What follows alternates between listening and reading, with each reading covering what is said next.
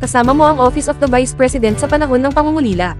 Alam ng OVP ang kahalagahan ng maayos at disenteng paglilibing para sa iyong mga mahal sa buhay. Sa programang Burial Assistance ng OVP, tinutulungan nila ang mga mahihirap, nasa laylayan, at nasa kritikal na kalagayan na mabigyan ng maayos na libing ang kanilang mga yumaong mahal sa buhay. Para makakuha ng tulong, kailangan mong i-submit ang mga sumusunod na requirements sa pinakamalapit na OVP Satellite Office at Public Assistance Extension Office. Mangyaring tingnan sa comment section ang updated list ng OVP Satellite and Public Assistance Extension Office.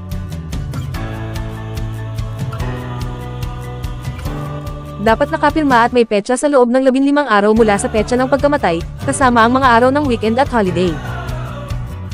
Ang mga aplikasyon na natanggap pagkatapos ng nasabing panahon ay hindi magiging eligible para sa tulong.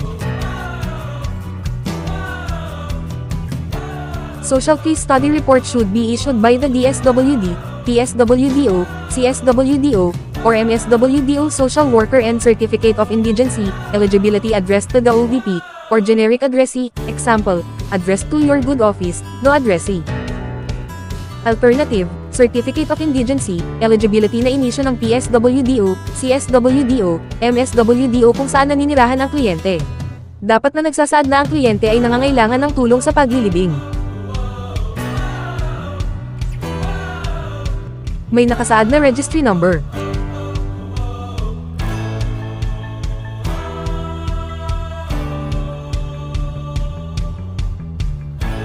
Valid sa petsa ng panayam. Dapat na isinumite ang orihinal na kopya. Front and back of the card were photocopied.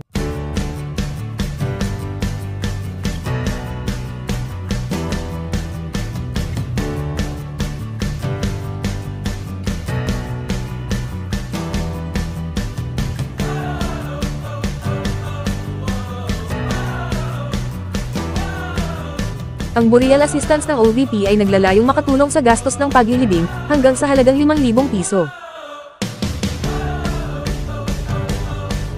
Ang Office of the Vice President, patuloy na naglilingkod para sa bawat Pilipino. Kaya't huwag mag-atubiling humingi ng tulong sa oras ng pangangailangan. I hope you found this information helpful. Huwag kalimutang mag-like, mag-share, mag-follow at mag-subscribe. Hanggang sa susunod na pagkakataon, thanks for watching.